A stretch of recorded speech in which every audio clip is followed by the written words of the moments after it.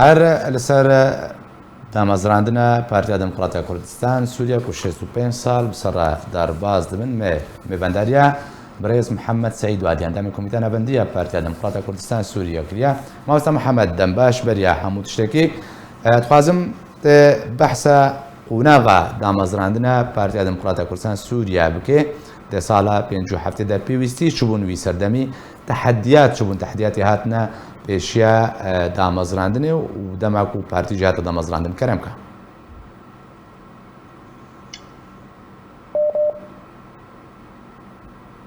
مامۆستا محەممەد زاگەر پەیوەندی مامۆستا محەممەد ڕات بێ بڕین مامۆستا محەممەد مامۆستا محەممەد دەنگێم دەبیزێ ئەگەر پەیوەندی مامۆستا محەممەد تە دەنگێ خوا گرتیە کەتم لە جەمتە چێ بووە میوت ئەگەر تە دەنگێ خۆبەکە قەنە دەنگێتەوە کەرەم کە نها دەنگێتە تێ مامۆستا تە پرسامە بیستیان کە دووبارە بکەم بله سەر دامەزراندنە پارتی بەێ سەردەمیدا 57دا بەحساوی سەردەمە بکەی پێویستی چ بوون تەحەدیات چ بوون و هاتنە پێشیا دامەزراندنێ و کارێوێ کەرەم کە بله یعنی پشتی سووری سەرخەبوونا خۆشتن و ملەتی کورد بتەمایی ئالیکاریا ملەتی سووری پیشمۆ سەرخەبوونا سووری و بەرا فرەنسادان و شۆڕەشە غوطا گشت کرد بوون ئەدلب کرد بوون برایمانان و ئێگۆ مقاومە فرەنساوی کرد یوسف العەزمە کرد بوو عامودێ سەورە ڕابوت تشی فرەنسا لە دووگرێ ولۆ ڕابوت دێ فرەنساویە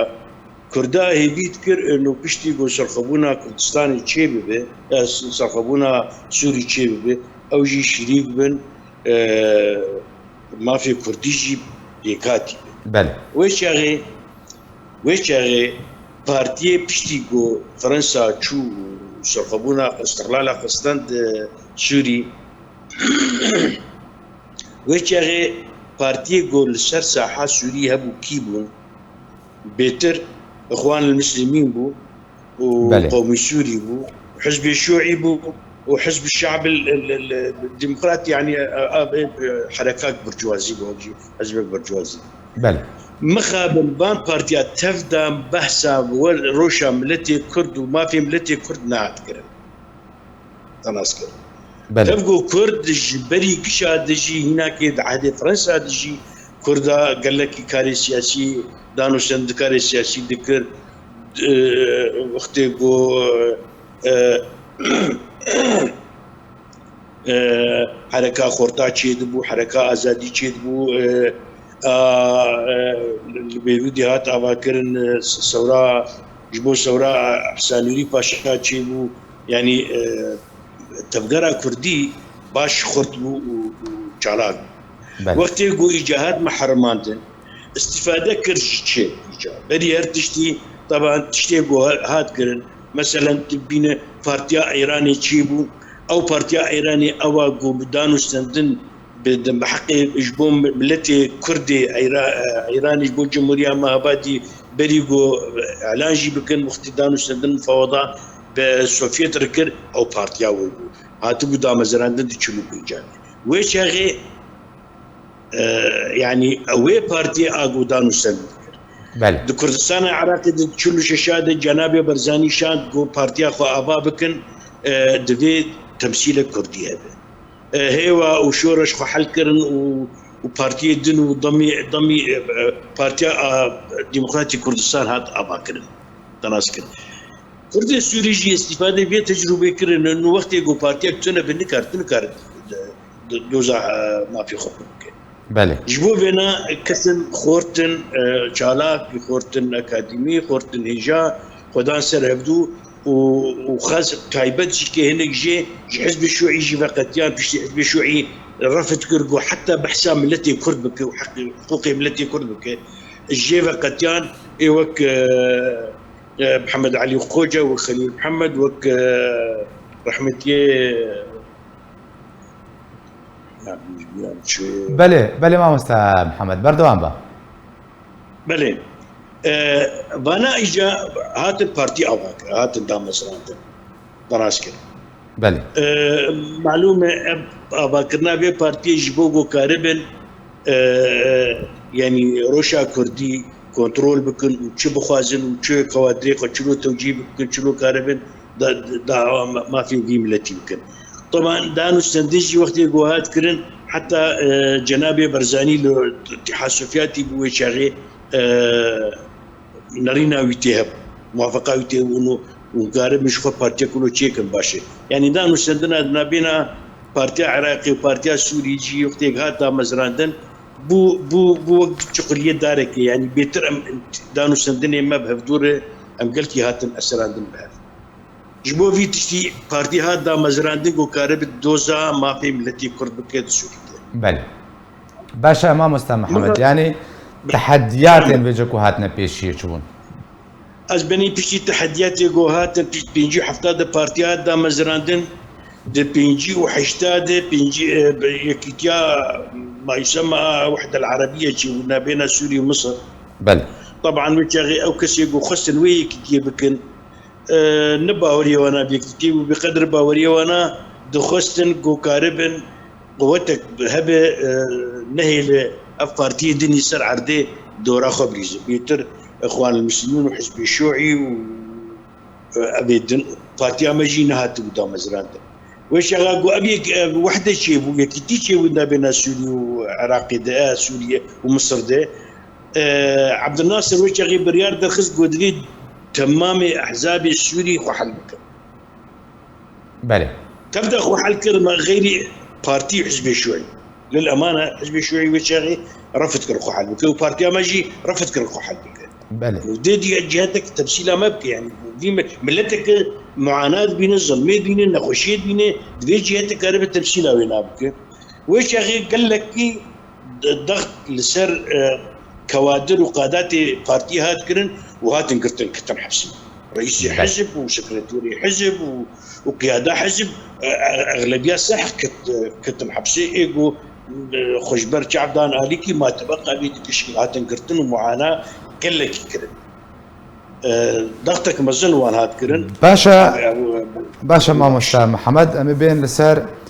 بارتي افحمو استنجي درباس كرنا افحمو تحديات ديتن كاريكو ام بيجن وكا كرد وكا دوزا كردي پاراستنی لسر بکەم بین سال 2014 اندازه بما صدای 21 دوێدرێدا کۆنگرێ یەکبوونی هاتە دارخستن ئەن دوێدرێ ئەو کۆنگرە چ پەسنێک ژێرە تێکردن چ گرانیەکدا دۆزە کوردی و دە هەمان دەبێتە تحديات پێشیاوێژی و انجازاتی بکردنە کەرەم کەمامۆستا أزبني والله يعني تمام بارتي سوري بارتي كردي اشتك بندك بنديواني داتينن بالنظام أخوي داخلي منهاج خده يكتيا تفكر كردي يكتيا حركة كردي بله بيكر طبعا بارتي أمشي يك جوان بارتي كوفيتش بيجي يعني بارتي مقتدر بخرط وجه إمكانياتي زخم بون وش غير مشروعي يكتيا طرح كرن وبارتي أما بخرطي خص خلي كرب خدي كهرب دي مشروع إنجاز بكل شيء وأما مشروعات سريع يعني شار حزب الدين سي حزب الدين ضمي بي بارتي بو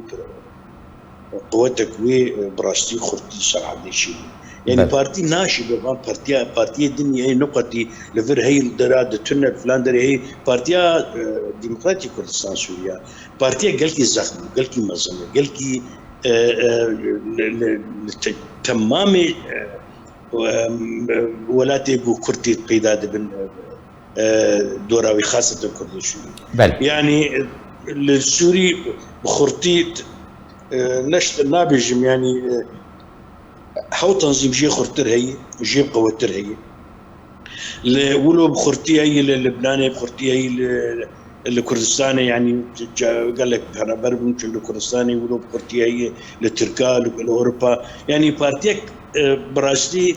هجر خشك استثمار بخشك باشا بله مامۆستا محەممەد بێ دەستخوازم ئەو تەحەدیاتن هاتنە پێشاوێت لەگەر دەستپێکردن شۆڕەشە سووریەدا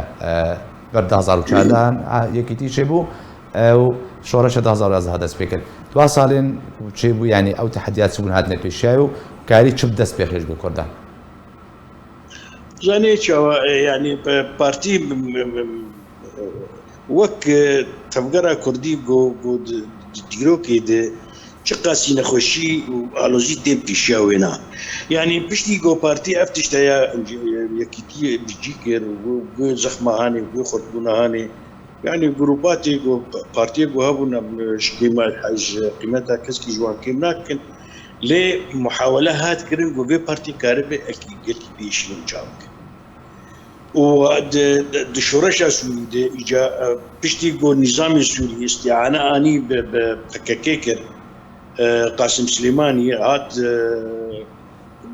دباتی سووری و قاسم سلێمانی و شاندون دوێ چەغێک وان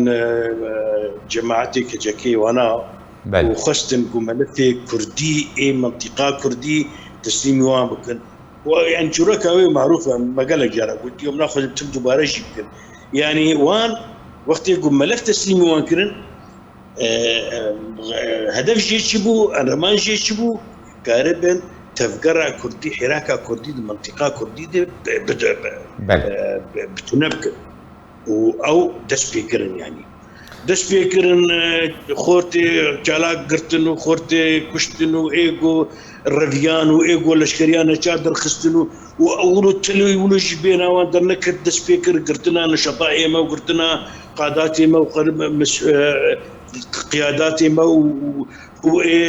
ئێگۆ کوشتن وەک ڕەحمەتیە نەسڕەدین بەرهەک و ئێ وەک مشعەلتەمەوە کوشتن و ئێ وەک بازار دۆسن اختیطافکردن و یعنی تشتێک هاتکردن ئەوێ پارتیانی ئەوە پەیەدێ بیچی ئەوە گۆڕێجیمی ئەوانی ئەوان پەکەکێ طبعاً بنابێ پەکەکەی فەرعی سووری پەکەکێ دێ ئەوان هیچە گەلێکی زەخت سەرمەکردن ولو تەنێکی دیلێوانە هێنێگەنە و دەست بشەواتە مەکاتبا کرد باش مامۆستا محەممەد البێ دەرێ ئەتخوازم بەسا کۆنگرێ پارتیا دەموکراتە کوردستان سووریا بکەم گەلەوەی چ دەمەکی وەرێ دارخستن و چه نوکردنە کوێ تێ دەچێ بێ گوهارتنە کووت کۆنگر دەوێت چێ بچیە وڵات پارتیە کۆنگرێ لازم ئەم وەک دەبێژێ خۆ بە لێڤەگەرێکی چێکن ینی ئەکید ئەم غەڵەتەی مەگەلێک چی بوون و ئەکید جی دەبێ ئەو غەڵەتە بسەلحن و ئەکید هەگەر نوعاکش فەسادی هەیە دەبێ ئەبێ فەسادی بکارن بدنا عليكي يعني هيك زحمتين عند دروشة مد هي يعني ام مد نرينا مد انه ام كاربن كونغري خدهم ضد الشيء كنا بنبن بارتيك منفي يعني تم كونغري خرج دربه شكل بله لذلك حطاني انها او الزمينه ام كاربن كونغرتي تشيبكن بهبونا فان كسان زحمتي يعني آدن مبخو وثائقي خود شيء كرنن يعني ما دش بيكر اللي جاني قهت الشكلات صدي نوتو بينج انجاز كرنن وثائقي خو مجهزن جو بريارك بيستندن تشفاتا كوميتا المركزي دربك يرامرونين برياري بسم بكام كاربن حسن بكن كان شلو كاربن جي تامين بكم شلو كاربن كونغرشي كلام شلو كاربن آلياتي قوام كاربن برش انيج بارتيره يعني جي كونغره ام اب امورنا تبدا يعني جفاتك اللجنه المركزيه يبر وسائق جاهز يعني باش ومكش براستي ام كان في مرحله كي جول ابدو جولاد ميني جنيد بزياده باشا مامۆستا محەممەد سبە 65 ساڵ سەر دامەزراندنە پارتیا دەموکراتە کوردستان سووریارە دەرباز دەبن پەیاماتە بۆ ئەندام و ئالیگرێن پەدێکەسە چییە؟